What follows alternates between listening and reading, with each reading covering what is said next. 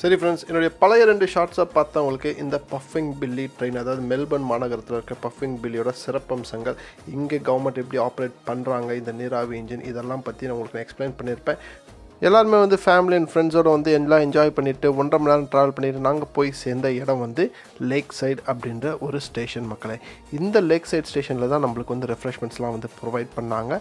அப்போ நிறைய பேர் ஒரு ஃபோட்டோ எடுத்திருந்தாங்க. என்னன்னு சொல்லிட்டு பார்த்தா அங்கே கிங் பேரட் அப்படின்ற ஒரு பேரட் விசிட் பண்ணிச்சுங்க.